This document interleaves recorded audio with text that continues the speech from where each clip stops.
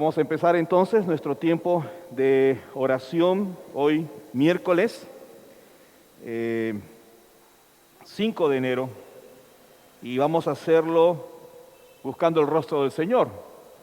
Hemos recibido las noticias que el gobierno ha declarado subir los cuidados y los protocolos, ¿no es cierto? La alerta. Eso significa que tenemos que seguir cuidándonos y colaborar y contribuir para que no hayan más contagios. Así que vamos a respetar el tema de las mascarillas, doble mascarilla, vamos a respetar el distanciamiento para que esto baje, ¿no es cierto? Bueno, vamos a empezar entonces, les pido por favor que se pongan de pie para orar. ¿Se escucha bien, pastor? ¿Sí? Lucy, ¿me escuchas bien? Hermana Esther, siempre me escucha bien. Alida, ¿me escuchas bien? Muy bien. Candy, muy bien todos. Ok, oremos. Padre que estás en los cielos, en esta noche queremos acercarnos a ti, buscando el rostro tuyo, tu voluntad, deseando, Señor, que tu gracia sea sobre nuestras vidas ahora, en medio de esta circunstancia de pandemia, de una nueva ola de contagios. Queremos, Señor, ser sabios y prudentes y queremos que tú en esta noche nos acompañes, porque hemos venido a cantar, hemos venido a adorar y hemos venido a recibir tu palabra. Gracias por esta preciosa noche, Señor, donde podemos buscar tu rostro. Permítenos, Señor, encontrarlo. Permítenos, Señor, crecer en el conocimiento de tu palabra. Permítenos, Señor, en esta hora poder hacerlo de tal modo que sea algo que te complazca y te agrade y te honre. Oramos por nuestros hermanos que han de llegar, puedas traerlos, Señor, y toda esta congregación adorándote en espíritu y en verdad. Gracias, Señor, en el nombre de Jesús. Amén. Hay un salmo, si tiene su Biblia, abra en el Salmo 86. Mire algunas cosas que dice el salmista. Siempre hay que traer nuestra Biblia física para no dejar de tener la costumbre, ¿eh? Siempre traiga su Biblia. Salmo 86 es una oración, es una súplica. Y miren algunas cositas que dice como para introducir nuestra noche de oración hoy. El salmista David, Salmo 86 dice así: inclina, Jehová, tu oído y escúchame, porque estoy afligido y menesteroso. Guarda mi alma, porque soy piadoso. Salva tú, Dios mío, a tu siervo, que en ti confía. Ten misericordia de mí, Jehová, porque a ti clamo todo el día. Alegra el alma de tu siervo, porque a ti, Señor, levanto mi alma. Porque tú, Señor, eres bueno y perdonador y grande en misericordia para con todos los que te invocan.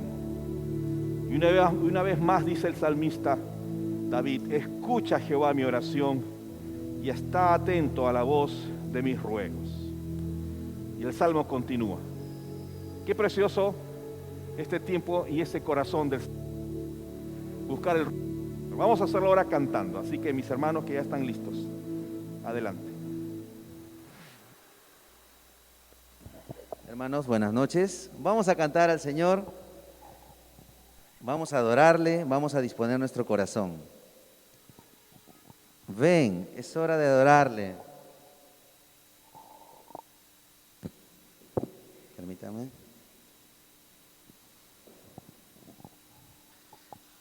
¿Estamos dispuestos? Con el corazón dispuesto a cantarle a nuestro Dios. Vamos a decirle a Dios: ven, es hora de adorarle. Amén. Ahí está la letra, me acompañan con sus voces y con sus palmas también. No sale el audio.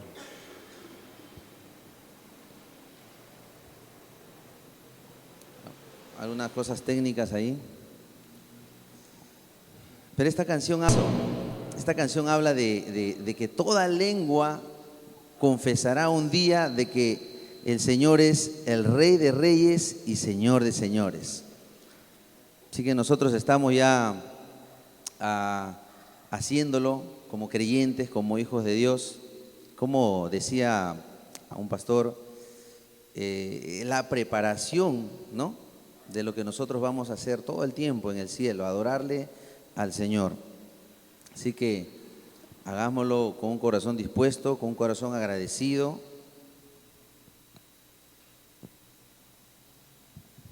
Y ahí sale el audio ahorita.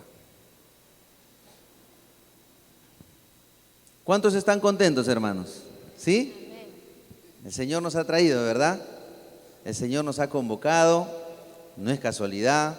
Y se irán añadiendo más personas, se irán añadiendo, y esto será un momento hermoso, un momento donde nosotros vamos a orar, vamos a compartir, porque estos miércoles es para eso. Ya no estamos de manera virtual, ahora es de manera presencial, y estamos aquí para buscar el rostro del Señor y también interceder unos por otros, ya que estamos de manera física, estamos de manera presencial. Así que hagámoslo de todo corazón, con un corazón dispuesto, agradecido al Señor. Amén. Así que preparemos nuestras voces, preparemos nuestras palmas y vamos a decirle: Señor, es hora de adorarte.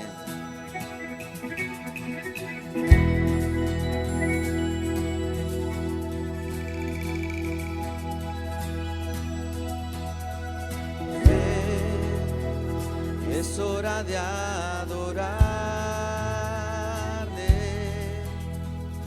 Ven, abre tu corazón a Él.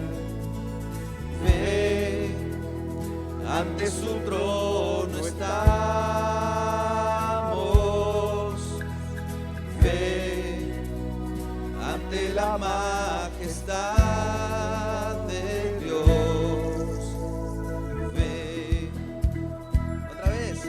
Palmas. Es hora de adorarle.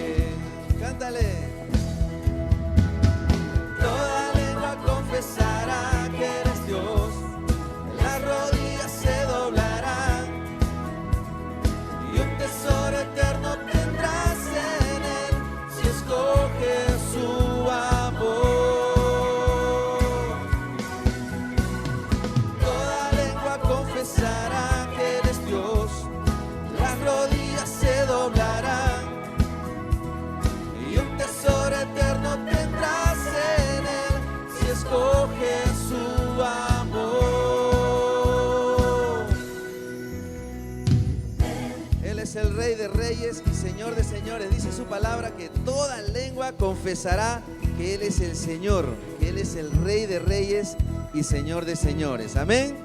Así que nosotros lo confesamos desde ya, porque somos sus hijos y somos sus siervos. Amén. Así que apláudele al Señor con gozo, con alegría.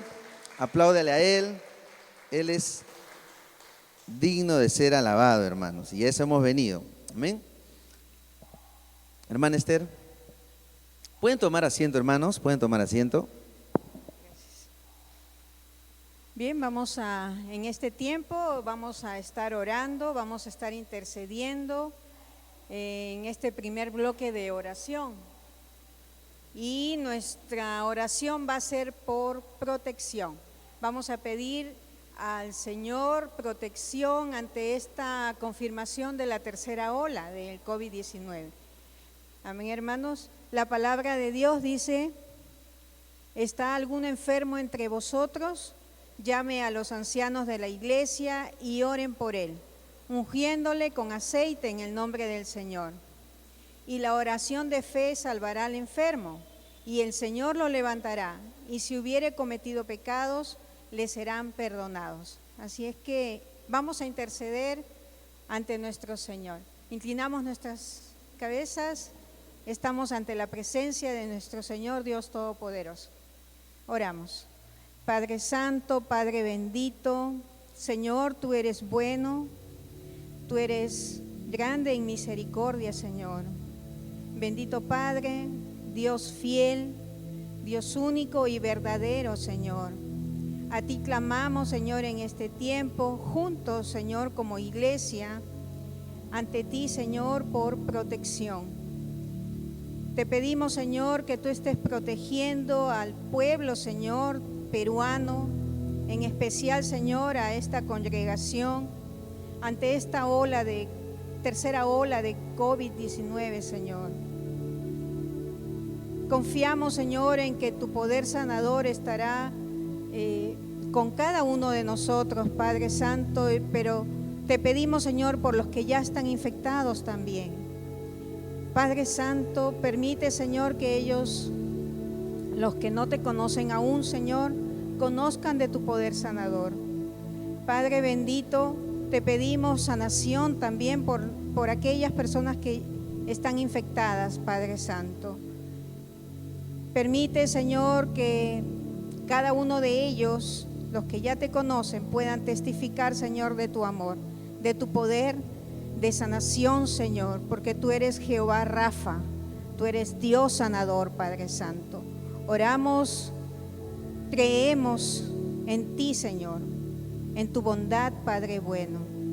Te pedimos por todas estas personas infectadas y por la protección para cada uno de los que estamos aquí, Señor, en tu iglesia, sirviéndote, asistiendo, Señor, conociéndote cada vez más. Que tu bendición y tu gracia y misericordia estén con cada uno de ellos, bendito Señor. Oramos así en el bendito nombre de tu Hijo Jesús. Amén.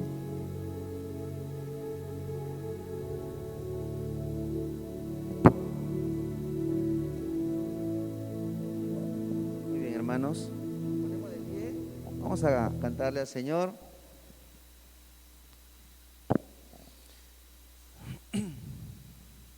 Vamos a decirle: si fue en la cruz, ese sacrificio maravilloso que el Señor ha hecho por nosotros. Ahora lo vamos a decir de manera cantada y con agradecimiento, con alegría. Gracias, Señor, por ese sacrificio que has hecho por nosotros en la cruz.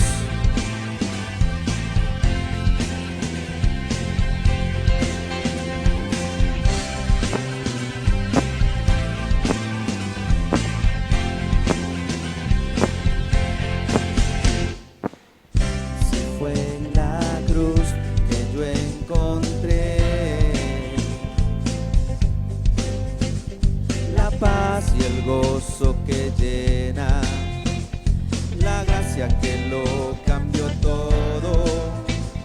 Si yo encontré en Jesús, si fue en la cruz que pude ver condición de mi alma, lo lejos que me hallaba de su perfecto amor. Si fue en la cruz el Salvador me dio su amor, mi vida para siempre. Si fue en la cruz que Él canceló todo deber, condenaba mi ser. Si fue en la cruz, si fue en la cruz donde al fin se abrió la puerta del cielo y al Padre pude llegar en real adoración. Si fue en la cruz que pude ver la condición de mi alma, lo lejos que me hallaba de su perfecto amor. Si fue en la cruz que el Salvador me dio su amor, mi vida para siempre. Si fue en la cruz que Él canceló todo deber, que condenaba mi ser. Si fue en la cruz que el Salvador me dio su amor, mi vida para siempre. Si fue en la cruz que Él canceló todo deber, que condenaba mi ser.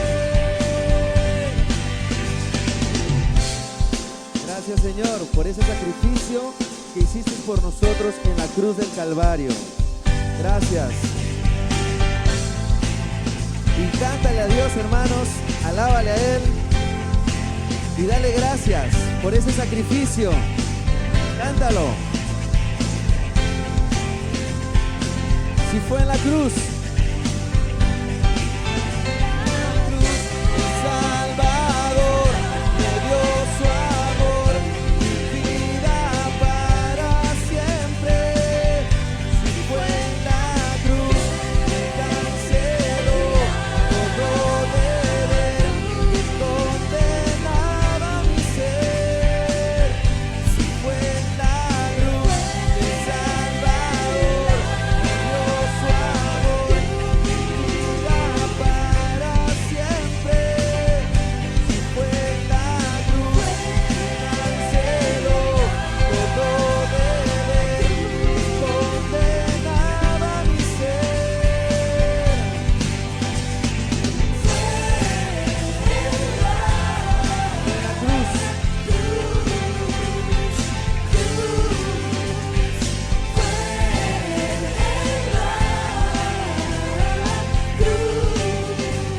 Amén. Gracias, Señor. Amén. Amén.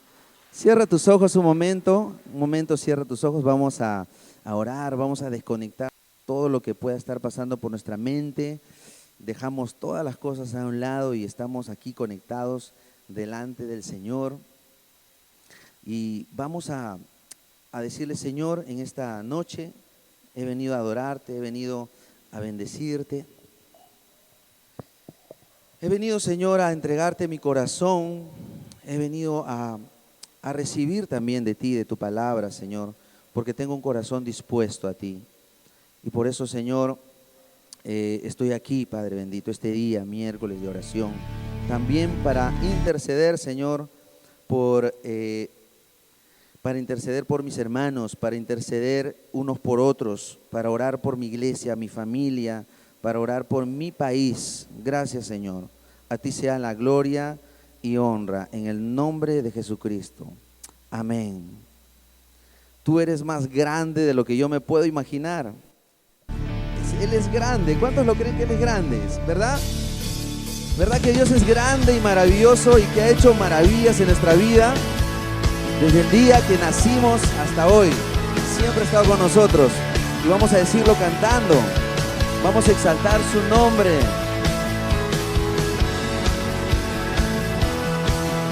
Y dice así: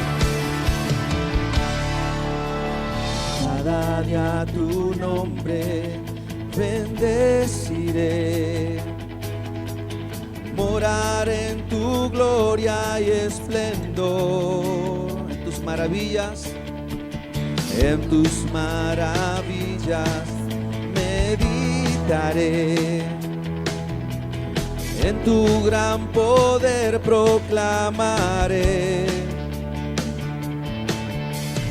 de tu salvación diré y de tus bondades, porque eres más grande de lo que imagino y más hermoso, Dios, de lo que he pensado. Oh, tú eres grande y digno de alabar. Alábale a Dios que es grande. Generaciones te cantarán, tu misericordia alabarán. Cantaremos juntos del Salvador, que vino y del pecado nos libró. Llenas nuestras vidas, por siempre te alabaremos, porque eres más grande de lo que imagino y más hermoso, Dios, de lo que he pensado. Oh, tú eres grande y digno de alabar.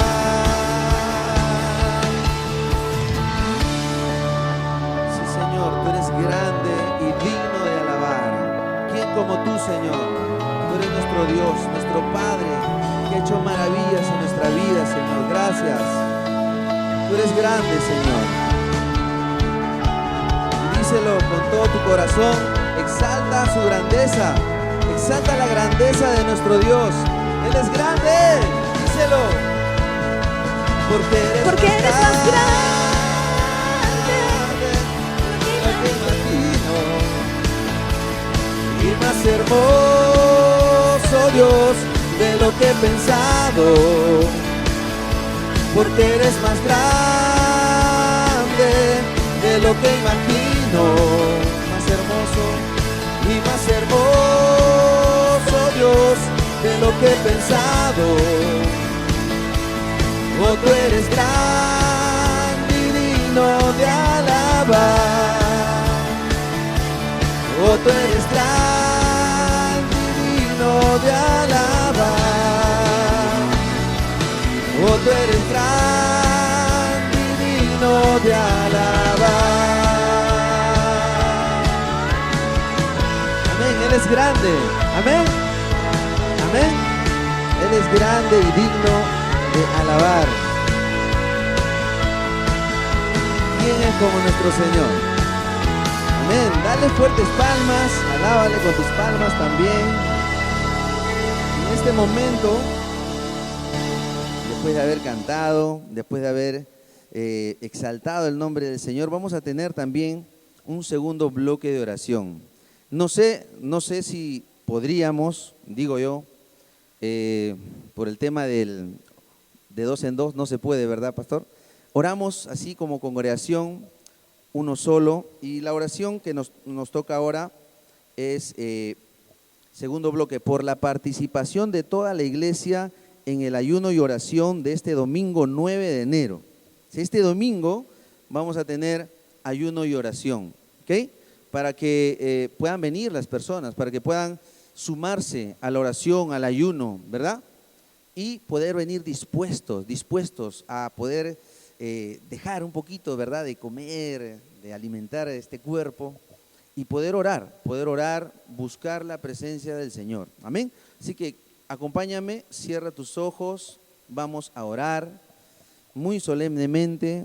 Este es un momento solemne, un momento donde nos acercamos al Señor y le decimos: Padre Santo, bendito Dios Todopoderoso, Creador de los cielos y de la tierra, Dios grande, magnífico, nos dirigimos a ti, Señor, porque tu palabra lo dice, que nos acerquemos a ti confiadamente, Señor, al trono de tu gracia, para alcanzar misericordia para el oportuno socorro. Y venimos, Dios, para orar por nuestra iglesia, Villa María del Triunfo. No son las paredes, Señor, no son las cosas que nos rodea aquí, los muros. Somos nosotros, los hermanos, los que hemos estado aquí por años congregando, otros un poco más nuevos, recientes, otros de muchos años, por los que no están aquí también. Señor, ayúdanos, Padre bendito, a poder doblegar este cuerpo, Señor, que cada día se alimenta, y que es bueno alimentar el cuerpo también, necesidades básicas del ser humano, pero también, Señor, hay una necesidad superior, una necesidad espiritual, Señor, de poder, Señor, ayunar, de poder orar, Señor, interceder unos por otros, dejar el alimento, Señor, para poder buscar tu presencia, buscar tu rostro, Señor, por cosas puntuales que necesitamos en la iglesia, Señor. Ayúdanos, Señor, a avivar la llama del Espíritu Santo que está dentro de nosotros y poder, Señor, en esta oportunidad que nos das de poder servirte, de poder estar aquí en esta iglesia de Villa María y poder, Señor, hacerla crecer, hacer que vengan muchas personas, familias, jóvenes, adultos, que puedan conocer de tu palabra, Señor. Ayúdanos, Dios, a poder tener este tiempo, animar a nuestros hermanos, mandarles un mensaje, llamarlos, poder estar aquí este domingo, Señor, en ayuno y oración. Danos esa gracia, ese privilegio de poder estar, Dios mío. Que ninguna cosa nos pueda interrumpir en el camino, que ningún evento, que nada, Señor, nos pueda impedir el poder estar juntos buscando tu presencia en ayuno y oración. Ayúdanos, desafía nuestro corazón, Padre bendito, en estos días. En el nombre de Jesús te lo pedimos, Señor. A la verdad, el espíritu está dispuesto, pero la carne es débil, dijo el Señor Jesucristo. Y ayúdanos, Padre, danos ese poder, porque tu palabra dice, Señor, que tú nos has dado poder, dominio propio, Señor, un espíritu de poder y dominio propio. Gracias. Disponemos ese tiempo en nuestro corazón para poder ayunar y orar juntos, en el nombre de nuestro Señor Jesucristo. Amén. Amén. Amén. Así es, hermanos. Qué bueno es poder orar, estar juntos. Yo tenía la idea de poder hacerlo de 2 en 2, pero no se puede, pero lo podemos hacer así. Y tenemos este tiempo también, que es un acto también de adoración, que es un acto también de agradecimiento al Señor, los diezmos y las ofrendas.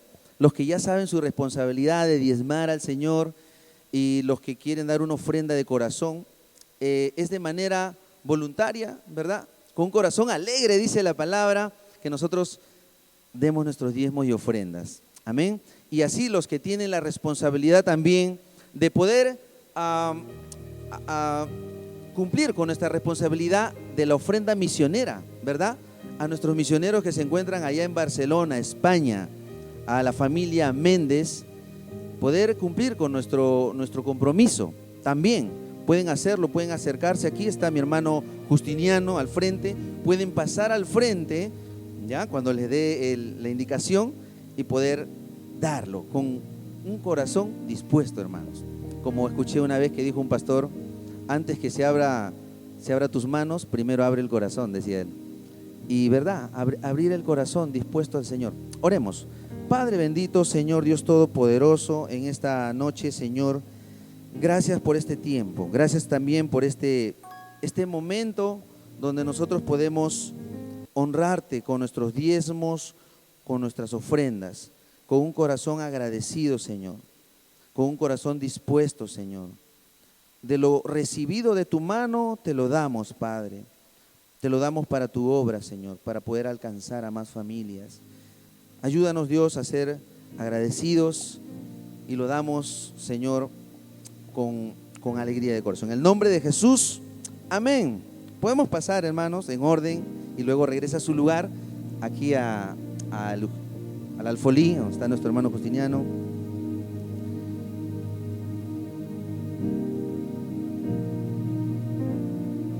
Sí, para los que no, cuentan ahorita con un efectivo, ahí arriba está el número de cuenta.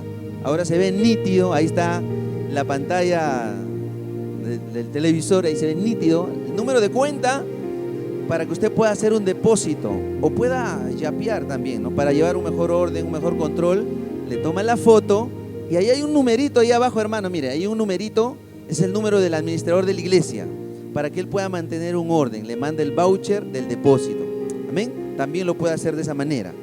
Muchas gracias, querido hermano. Y tenemos también el tercer bloque de oración.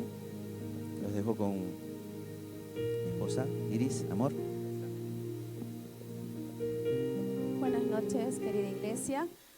Les voy a pedir un momentito más poder mantenernos de pie. Vamos a orar en este tercer bloque de oración.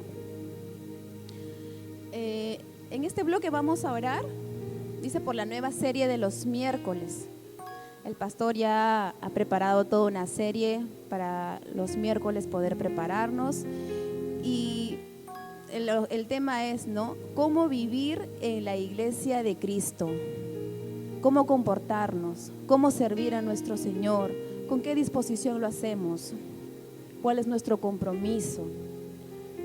Qué importante va a ser estos temas de los miércoles para poder servir mejor a nuestro Señor, cada día mejor, porque Dios quiere las cosas con excelencia, ¿verdad? Y yo quiero compartir con ustedes, yo les voy a leer en 1 Corintios 10, 31, que dice así: si pues coméis o bebéis o hacéis otra cosa, hacedlo todo para la gloria de Dios. Todo lo que hagamos debemos hacerlo con excelencia, hasta lo más mínimo, dice, ¿no? Porque es para nuestro Señor. Y este estudio precisamente está basado en la primera epístola a los Corintios. Vamos a orar, querida iglesia, inclinemos nuestros rostros para que estos temas sean de gran bendición y provecho para nuestra vida espiritual, para nuestro servicio a nuestra amada iglesia. Oremos, querida iglesia. Padre amado, Padre celestial, agradecidos estamos contigo, mi Señor, por un tiempo más de poder orar reunidos como iglesia, Señor. Creemos y confiamos, Padre, como dice tu palabra, que tú estás en medio de tu iglesia, y lo creemos así. Creemos que tú en este momento estás en medio de nosotros, Señor, y te gozas con nuestras alabanzas, porque lo hacemos con un corazón sincero para ti, Señor. Perdónanos, Padre, porque estamos en un proceso, estamos en un crecimiento, Señor. Reconocemos que nos falta mucho, Señor, pero aquí estamos, Señor, reconociendo, Padre, que contigo podemos lograr muchas cosas, Señor. Sin ti, en vano es que hagamos las cosas, Señor, porque todo, como dice tu palabra, todo debe ser para gloria tuya, Señor. Que estos temas de cómo vivir en la iglesia de Cristo lo podamos aprender, tener la teoría en nuestra mente, Señor, retener los mensajes, grabarlos si es posible, imprimirlos para poder leer en nuestros tiempos libres y poder, lo más importante, practicarlo en nuestra iglesia, Señor. Cuán importante es poder aprender a servir con un compromiso, a saber comportarnos en la iglesia, a tratar a los hermanos con amor, con respeto, con tolerancia. ¿Cuántas cosas aún tenemos que aprender, Señor, de ti? Como lo fuiste tú, Señor, tú eres nuestro ejemplo a seguir. Y así debe ser, Señor. Nuestro deseo es mirarte a ti como ejemplo, Señor. Y hay muchas cosas que aún nos falta aprender, Señor. Que estos temas sean de gran bendición para tu iglesia, Señor. Entregamos estas peticiones en tus manos. En Cristo Jesús hemos orado así. Amén y amén. Tomen sus lugares, queridos hermanos. Vamos a dar pase a la hermana Esther.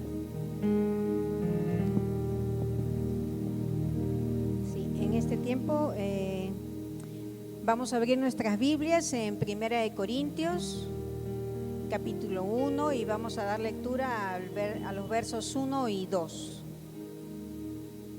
Primera carta a los Corintios, capítulo 1, versos 1 y 2. ¿Sí? La palabra de Dios dice así: Pablo, llamado a ser apóstol de Jesucristo por la voluntad de Dios, y el hermano Sóstenes, a la iglesia de Dios que está en Corinto, a los santificados en Cristo Jesús, llamados a ser santos, con los que en cualquier lugar invocan el nombre de nuestro Señor Jesucristo, Señor de ellos y nuestro. ¿Sí? Gracias. Pues, gracias. Muy bien, vamos a mantener nuestras Biblias abiertas, por favor, en esta carta del apóstol San Pablo a los Corintios. Hoy iniciamos entonces este precioso estudio y lo haremos verso por verso. Y no sé cuánto tiempo nos ocupará, pero creo yo que vamos a sacarle bastante provecho si vamos despacio, reflexionando, aprendiendo lo que el Señor tiene a través de esta carta. ¿Cómo vivir en la iglesia de Cristo? Se trata este estudio. Y como estamos retornando a la presencialidad, a las reuniones presenciales, después de mucho tiempo, de muchos meses, como que de repente nos hemos olvidado algunos valores, algunos principios que deben regir las buenas relaciones. Y consideramos de repente que ni siquiera es importante la vida en la iglesia. Hay muchas cosas que aprender y muchas cosas que corregir. Mis amados, es muy probable que esta carta, a modo de introducción, esta carta que escribe el apóstol Pablo haya sido escrita en la primera mitad del año 55 después de Cristo. Entonces, más o menos esa es la fecha en la cual los entendidos concuerdan en cuando esto fue escrito. Mientras Pablo estaba en su tercer viaje misionero, es decir, él ya había fundado la iglesia, ya conocía a los hermanos, había estado un buen tiempo ahí, año y medio aproximadamente, y ahora estaba escribiéndoles esta carta porque había escuchado de ciertas circunstancias que tenía que poner orden. La ciudad de Corinto estaba localizada en Grecia, en el sur de Grecia. Era una provincia romana, cerca de Atenas. Corinto prosperó mucho como una de las principales ciudades por el comercio que tenía. Así que pensemos en Corinto, donde estaba asentada la iglesia a la cual Pablo le escribía, como una comunidad muy comercial. Había puertos, había tráfico, había tránsito, había comercio. Y no solo para la mayoría de los griegos, sino que gran parte de todo el entorno del mar Mediterráneo, de Asia Menor. Si ustedes ven el mapa, van a ver que el mar Mediterráneo cubre un montón de espacios, un montón de países y zonas de Europa y de Asia y de África incluso. Y todo esto generaba ingresos para el Imperio Romano. Así que pensemos ya en esa comunidad muy generadora de recursos. Bueno, ahí estaba asentada la iglesia. Había un canal que cruzaba el Istmo, que es este territorio entre los dos mares, y entonces era una zona no muy grande donde se trazaba una línea para que pudieran cruzar de un lugar a otro y no dar la vuelta que representaba muchísimos kilómetros. Lo inició, según los historiadores, Nerón durante el primer siglo, pero no fue terminado sino hasta finales del siglo XIX. Si usted viaja a Grecia, usted va a poder pasar por ese canal que es estrecho. Las embarcaciones enormes pasan exactamente en la medida del espacio que han hecho para cruzar de un lugar a otro. En Corinto, otro detalle, se realizaban los Juegos del Istmo. Era uno de los dos eventos deportivos más importantes en esos días. El otro eran los Juegos Olímpicos. ¿Por qué decimos esto? Porque esto causaba más tráfico de personas en la ciudad. O sea que había gente que iba a estos Juegos deportivos. Y entonces había mucha gente, mucha afluencia, mucho movimiento de personas. Pero por otro lado, aún para los estándares paganos, o sea, para lo que ellos consideraban malo, la misma cultura de Corinto se volvió tan moralmente corrupta, y esto debido a esa afluencia de tanta gente, de tanto comercio, de tanta embarcación, de tantas visitas, de tantas circunstancias de pecado. Bueno, se volvió moralmente tan corrupta al punto que su nombre, y ustedes lo recordarán de repente algunos, se volvió sinónimo de desenfreno y depravación moral. Y entonces se decía, cuidado, porque te van a corintianizar.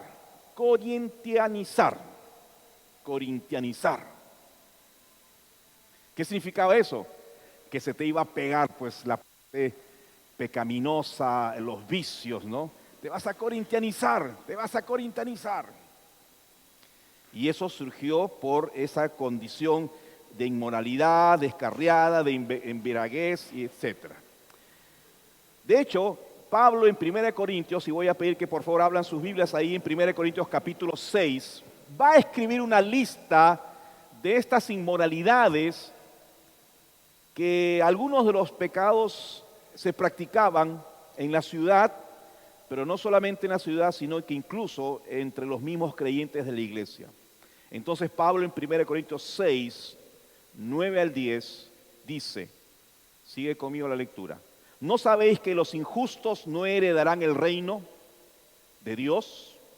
No erréis, ni los fornicarios, ni los idólatras, ni los adúlteros, ni los afeminados, ni los que se echan con varones, ni los ladrones, ni los avaros, ni los borrachos, ni los maldicientes, ni los estafadores heredarán el reino de Dios. ¿Qué estaba haciendo Pablo? Estaba haciendo una lista de pecados que eran muy común. Se practicaba eso en la vida, en la sociedad de Corinto, y que algunos de esos pecados se habían introducido en la vida de la iglesia. Trágicamente, entonces, Pablo tenía que corregir estos males de la iglesia. Ahora, ¿cuándo fue fundada la iglesia allá por Pablo? Bueno, durante su segundo viaje misionero, Silas, Timoteo se unieron a ellos, Priscila y Aquila lo ayudaron al principio. El hecho es que todo eso está narrado en Hechos capítulo 18.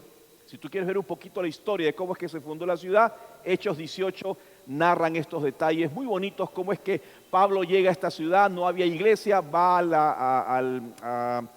al este lugar de predicación de los judíos, que era la sinagoga, y entonces empieza la evangelización de a pocos, termina convirtiéndose en muchas personas allí. Incluso un principal, Crispo, el líder de la sinagoga, su familia y muchos otros corintios se llegaron a convertir. Así que lo que hizo Pablo fue una excelente obra misionera, se fundó la iglesia, se establecieron hermanos, y a esta iglesia, en medio de esta comunidad, es que le escribe esta carta. Y por eso podemos entender que en este saludo que ha sido leído hace un momentito, hay unas palabras cariñosas de saludo. Pero entre ellas encontramos no solamente un saludo que era clásico, como toda carta se empezaba con un saludo, sino que había la bendición que resultaba de ser miembro de la iglesia de Cristo. Aún en estas pequeñas palabras de saludo, ¿qué cosa se podía descubrir? Que era una bendición ser parte de la familia de Cristo, parte de la familia de Dios, parte de la familia de la iglesia. Por eso podemos desprender de entonces de estas palabras, cuanto más porque esta carta, aunque incluye mucho material doctrinal, sin embargo tiene que ver más con la conducta del Señor. Así que si algo vamos a aprender es a saber conducirnos en la iglesia del Señor.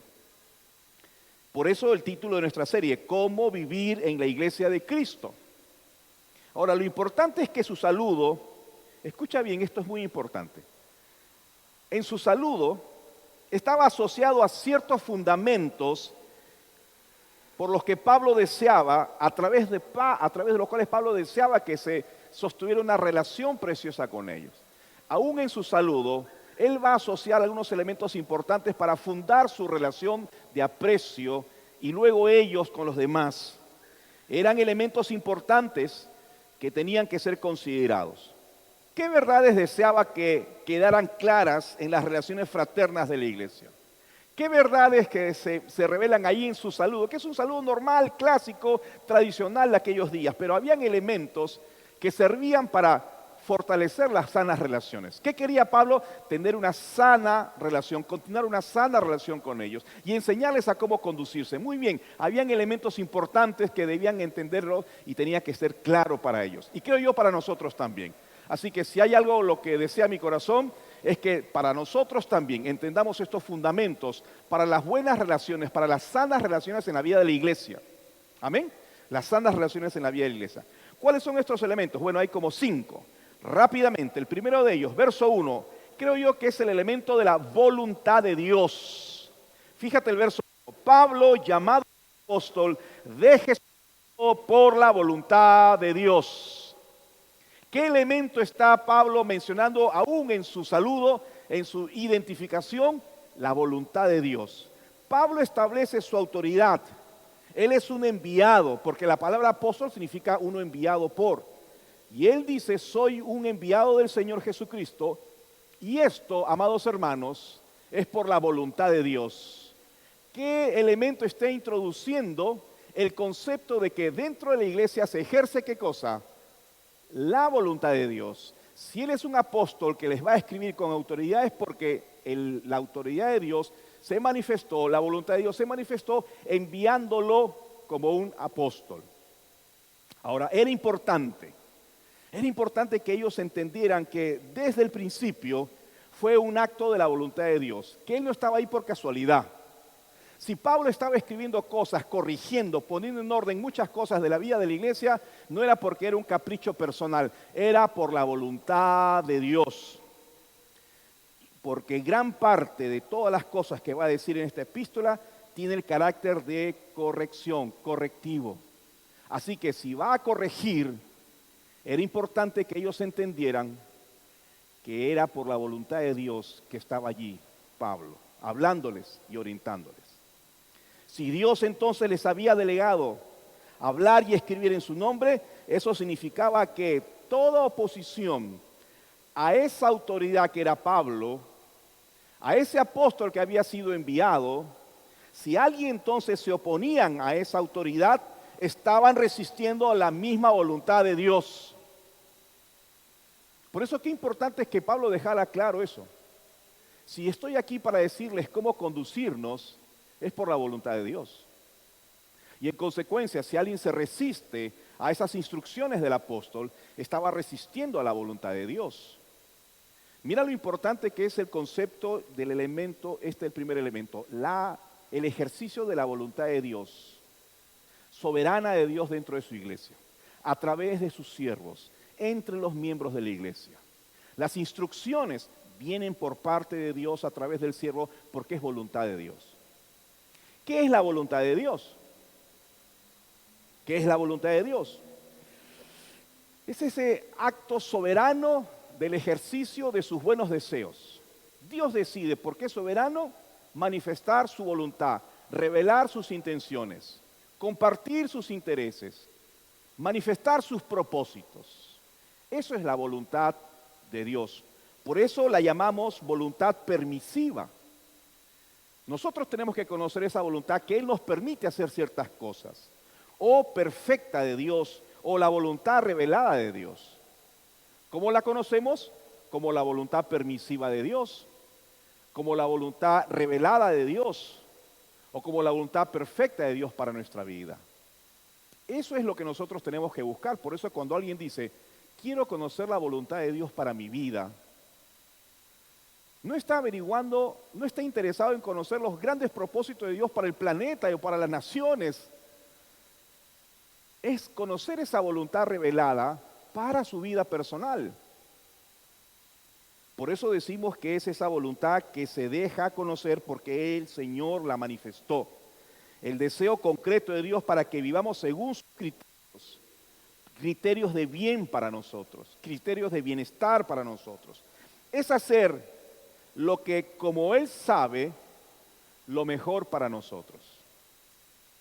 La voluntad de Dios es hacer lo que Él dice porque es lo mejor para nosotros.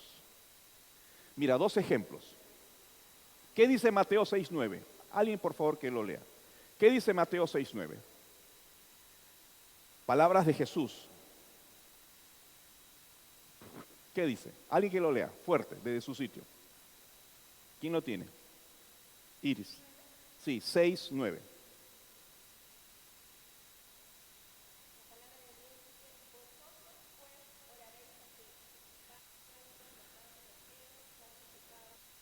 Correcto. ¿Qué encontramos ahí? Gracias, Iris. La voluntad de Dios revelada. Ustedes pues van a orar de esta manera. Dios ha manifestado su voluntad, Dios ha manifestado su interés, Él nos está enseñando una forma, a través de Jesús en este caso, pero esa es la voluntad revelada.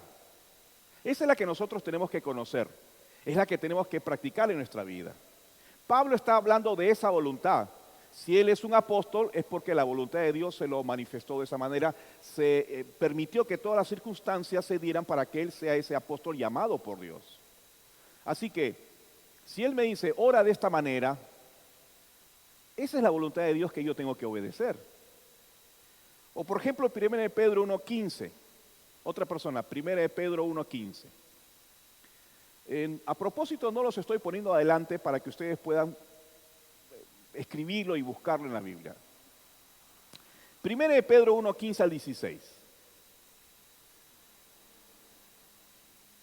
¿Quién lo tiene?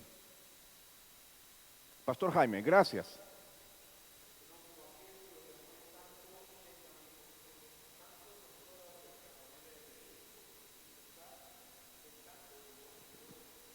Gracias, pastor.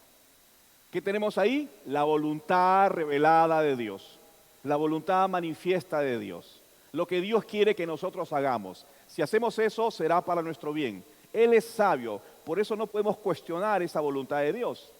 Así que Pablo se está presentando desde el principio, a través de este sencillo saludo, diciendo, miren, yo soy el apóstol que he venido de parte de Dios por su voluntad. ¿Qué elemento entonces se está destacando aquí? Que Pablo fue llamado a servirle por la voluntad de Dios. Los servidores en la iglesia lo hacemos no porque no tengamos otra cosa que hacer, sino porque es voluntad de Dios servirle al Señor. Y los creyentes sirven al Señor no porque no tengan otra cosa que hacer, sino porque es voluntad del Señor. Como Pablo. Nunca, Romanos 12:11. ¿Qué dice Romanos 12:11? Nunca dejen de ser diligentes, antes bien sirvan al Señor con el fervor que da el Espíritu. Romanos 12:11. ¿Qué dice Pablo? Sirvan al Señor. Servir al Señor no es mi capricho, no es porque no tengo nada que hacer, es voluntad de Dios. Pablo sirve al Señor porque es voluntad del Señor.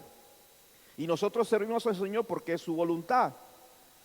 Y ahora mira rápidamente Marcos 9:35, otra referencia al deseo de que cada uno sirva al Señor. Marcos 9:35. Entonces Jesús se sentó, llamó a los 12 y les dijo, si alguno quiere ser el primero, que sea el último de todos y el servidor de todos. ¿Qué encontramos aquí? El deseo de que sirvamos al Señor. Por tanto, servir al Señor en la iglesia no es un capricho, no es un antojo, no es porque no tengo nada que hacer. Servir al Señor, como el apóstol Pablo, es un asunto de la voluntad de Dios. Y si Dios te dice, sirve, entonces nos queda obedecer. ¿Qué verdad deseaba que quedara clara en las relaciones fraternales que él quería establecer con la iglesia? Número uno, que la voluntad de Dios dirige la vida de los creyentes. Lo primero. Así que, mi amado hermano, si nosotros queremos ser esta iglesia conforme a la palabra, tenemos que entender que las cosas en la iglesia se hacen por la voluntad de Dios, no por los caprichos del hombre. Que quede claro en su corazón y en su mente. Nada se hace por caprichos, nada se hace por antojos, nada se hace por intereses personales. Las cosas en la iglesia se hacen según la voluntad de Dios. Cuando nosotros entonces nunca vamos a ignorar que cada cosa que se hace a través del siervo es voluntad de Dios. Cuando se anuncia la palabra, por ejemplo, hoy estamos empezando esta nueva serie de cómo conducirnos en la iglesia. Es la voluntad de Dios que usted aprenda, crezca, madure en esta forma de vivir dentro de la vida de la iglesia. Aprenda usted a vivir conforme a la palabra. Entonces lo que yo tengo que preguntarme es, Señor, ¿acaso es que yo no sé cómo vivir? Bueno, de repente algo se me escapa, pero hay mucho que tengo que aprender. Si no fundamos nuestras relaciones en la voluntad de Dios, entonces vamos a ignorarla y va a ser reemplazado por el criterio de los hombres. Entonces se sirve por otras motivaciones, se colabora por otras motivaciones, se ofrenda por otras motivaciones, me entrego al Señor por otras motivaciones, canto al Señor por otras motivaciones. Lo que yo nunca tengo que perder de vista es que todo se hace conforme y según la voluntad de Dios. ¿Cuántos dicen amén? ¿Cuál es la voluntad de Dios para tu vida? Nuestra responsabilidad es conocerla, porque ha sido revelada en la Escritura. El segundo elemento importante que nos menciona en el primer verso es el valor de las personas. Fíjate que en su saludo dice, yo Pablo, apóstol de Jesucristo, ¿no? Y el hermano Sóstenes lo presenta aquí como el coautor de la carta. En realidad parece que Sóstenes fue el secretario de Pablo. ¿Qué era el secretario? Le ayudaba a escribir, le ayudaba a recordar algunas ideas. Un colaborador que obedecía la voluntad de Dios sirviendo como secretario. De repente él no era secretario. Parece ser, según los historiadores, fue el antiguo dirigente de la sinagoga cristiana que se había convertido cuando Pablo fue a predicarle. Entonces era una autoridad de la sinagoga. Y Pablo le llegó, cuando el evangelio llegó a su corazón y se convirtió. En una ocasión fue golpeado para ser llevado ante la corte civil en Corinto, o sea que experimentó violencia. Bueno, este hombre de repente nunca se imaginó ser secretario, escritor, escribano. Y Pablo le dijo, Sóstenes, te necesito. ¿Y qué dijo Sóstenes? Pablo, cuenta conmigo. Después de este dato, no sabemos más de este servidor. Un hombre de perfil bajo, pero inmensamente útil en la obra. Honestamente, ¿cuántos Sóstenes quisiéramos que hayan en la vida de la iglesia, verdad? Colaborador, dedicado, hombro a hombro con el apóstol. Y ahí estaba Sóstenes. Por eso, desde el principio que hace Pablo, yo soy el autor, yo soy el apóstol, pero junto conmigo está Sóstenes. Ahora, ¿qué verdad deseaba que quedara clara en las relaciones fraternas en la iglesia? El valor de cada persona y su servicio. No importa si eres un escribano, es importante para el reino de Dios. No importa si estás sentado en esa máquina haciendo clic para que salga la canción, que a veces no sale, ¿no es cierto? No importa que estés ahí abriendo las ventanas o veniendo temprano. Justiniano, él y yo llegamos tempranito, mi esposa, los tres llegamos tempranito. Antes de mí estaba Eustaquia también. No importa lo que usted haga, para Dios es de valor. Así que si nosotros queremos practicar las buenas relaciones y las sanas relaciones en la iglesia, debemos entender que cada cosa que se hace es un servicio al Señor y Dios lo valora. Y nosotros tenemos que aprender a valorar el servicio de cada persona. Valorarlo, reconocerlo, apreciarlo y hasta felicitarlo. Muchas veces hemos hecho algo y nadie se ha dado cuenta. Bueno, puede pasar, hermano, porque somos imperfectos. Pero de lo que tienes que estar seguro es que Dios nunca pasará por alto nada de lo que tú hagas para la obra del Señor. 1 Corintios 15, 58, Pablo lo va a decir mucho tiempo después. Por favor, Carlos Atoxa, lee 1 Corintios 15, 58, para demostrar que nuestro servicio y las personas que hacen el servicio en la vida de la iglesia se respetan, se valora, se considera. Léelo fuerte, por favor. 15:58.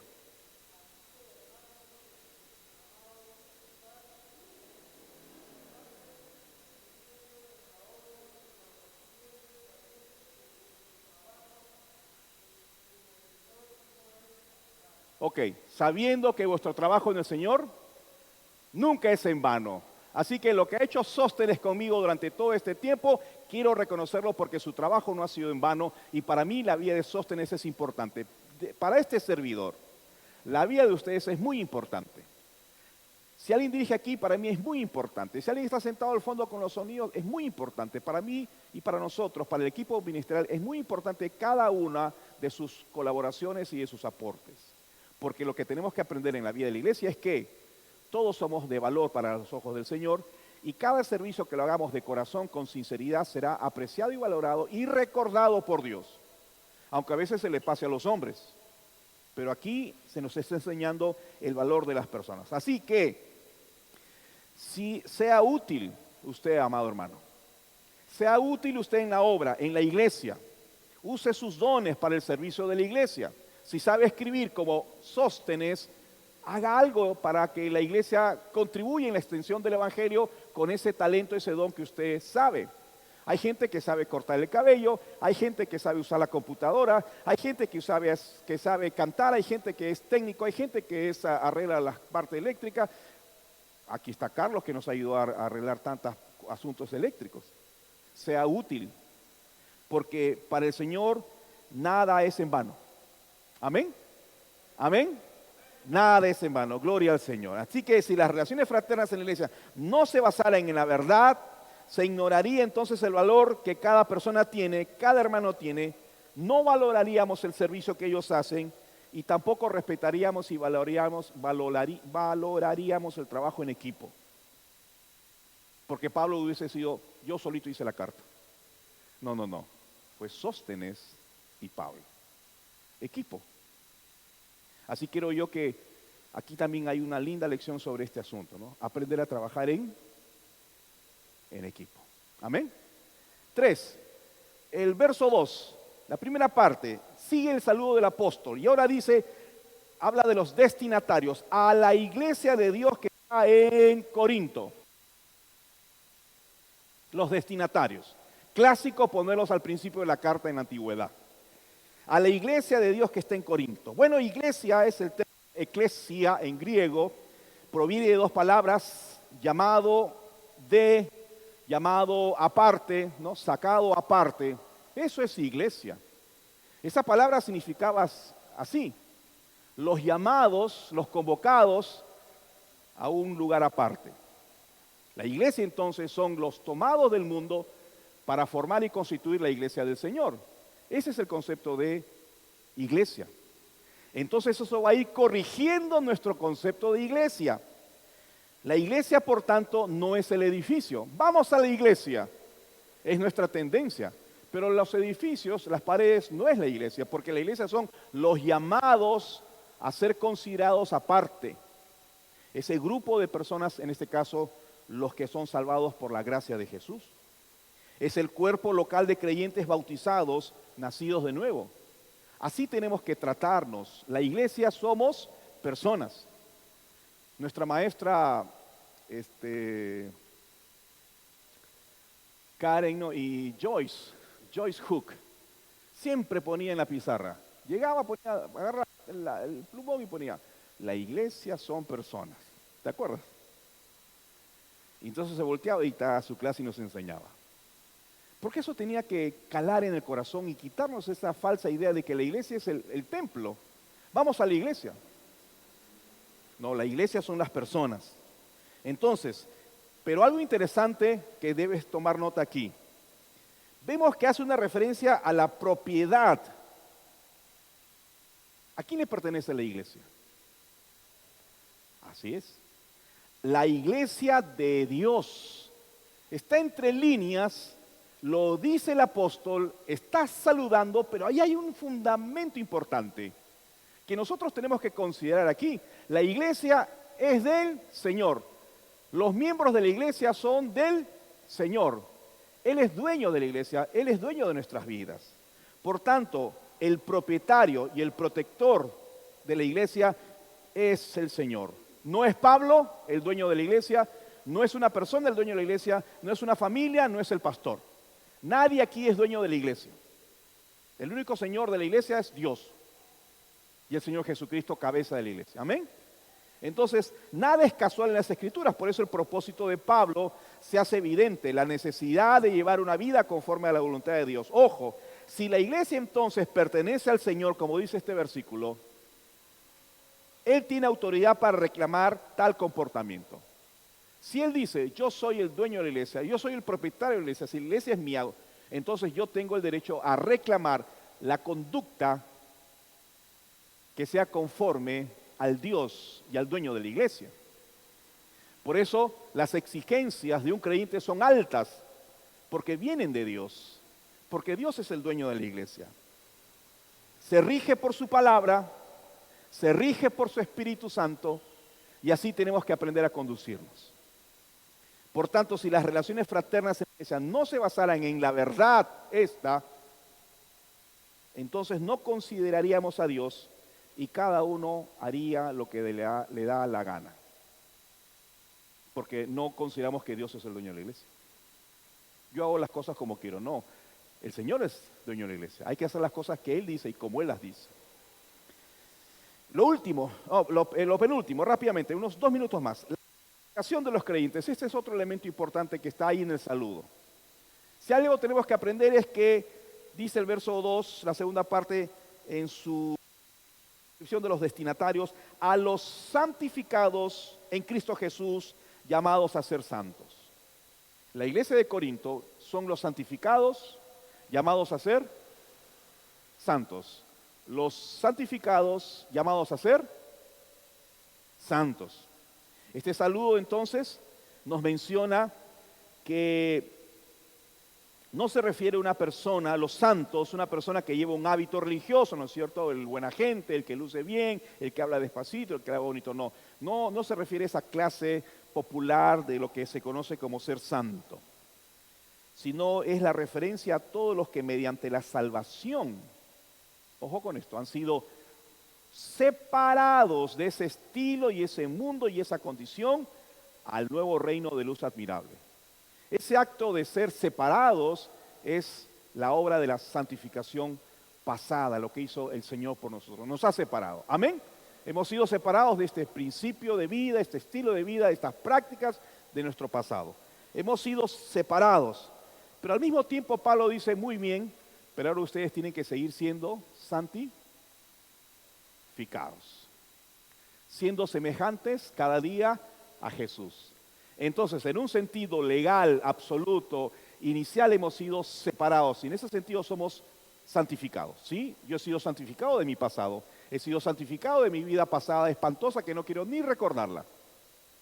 A partir de ahora yo debo ser ese santo, llamado a ser santo como el Señor. Parecerme más a Él, transformar mi vida por su gracia a la de Él.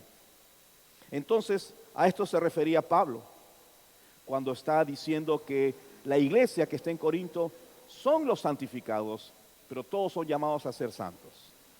Entonces, mi amado hermano, la santificación en la vida de la iglesia es importante. No podemos olvidarla. Cada uno tiene que trabajar, pensar, anhelar, desear ser santos como el Señor pide que lo seamos.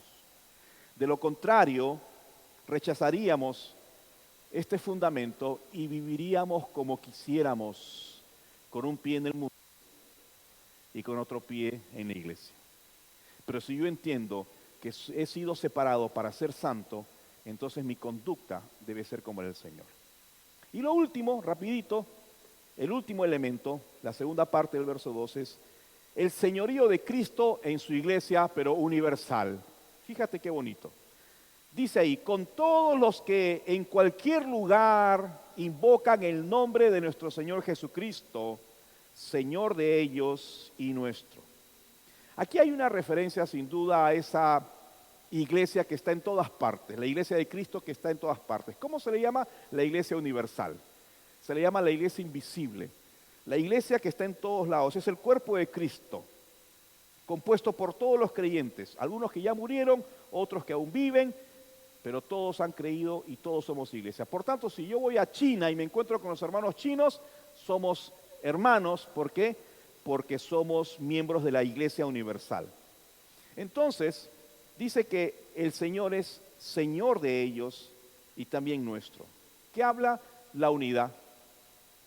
Si Él es Señor de todos los creyentes y nuestro, entonces todos estamos unidos a Él. Por eso tenemos que pensar que no somos, como a veces pensamos, la única iglesia verdadera. Si nosotros no entendemos este fundamento, vamos a creer que somos la iglesia. Una vez contaron un chiste, que llegaban algunos de la Alianza o de otra congregación y pensaban que eran los únicos que estaban en el cielo. Pero habían otras denominaciones y otras congregaciones y de otros tiempos y de otras épocas, porque no podemos pensar que somos los únicos. Acá hay una iglesia universal. Entonces concluyo, hermano querido, ¿qué son estos elementos importantes en estos dos primeros versos que encontramos aquí?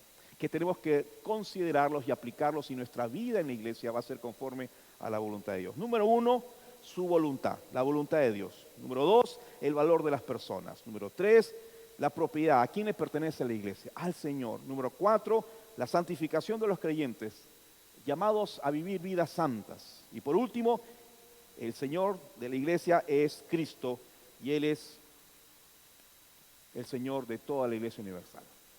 ¿Amén? ¿Amén? Ok, póngase de pie. Creo yo que podemos darle gracias al Señor. Vamos a ir estudiando un poco más despacio y vamos a ir aprendiendo estos elementos que nos enseñan a saber conducirnos dentro de la iglesia. Así que no olvidar estos elementos importantes. ¿De acuerdo? Cierre sus ojos, en su cabeza, porque vamos a dirigirnos a nuestro Padre Celestial para concluir este tiempo. Señor, gracias por tu palabra. Gracias por esta preciosa carta, la primera que escribe el apóstol en nuestras Biblias. Te agradecemos, Señor, porque Pablo tenía este gran cariño y aprecio y respeto por la iglesia allá en Corinto. Y como hemos aprendido, Señor, a través de ese precioso saludo, cariñoso, fraternal, afectivo, podemos entender que hay fundamentos sobre los cuales se basa esa relación. Yo oro en esta noche, junto con mis hermanos, Padre bueno, para que bendigas esta iglesia, en particular la iglesia local de Villa María del Triunfo. Que no sea una iglesia que olvide estos principios. Que respetemos tu voluntad en cada área, en cada ministerio, en cada culto, en cada comisión de trabajo. Nada hacemos por nuestra propia voluntad, criterio o capricho. Siempre queremos conocer tu voluntad y practicarla. Bendice esta iglesia local, los que hemos sido llamados para constituir esta iglesia, para que hagamos siempre tu voluntad, para que valoremos el ministerio de cada persona, el servicio, la colaboración de cada persona, porque ante tus ojos todos somos de gran valor, Señor. Y aún lo poco que haya hecho yo, no es en vano ante tus ojos. Recordar que tú eres el dueño de la iglesia, no yo. Ningún hombre puede atribuirse ese derecho. Solo tú, oh Dios, eres dueño de la iglesia. Tú la haces crecer. Tú la proteges de los adversarios, aún de la enfermedad, aún del COVID. Nos llamas, Señor, a ser como Jesús. Nos llamas a apartarnos del pecado y a vivir vidas santas. Y a reconocerte como el Señor universal de la iglesia. Gracias por estas verdades. Ayúdanos a aplicarlas y a vivirlas en el seno de la iglesia.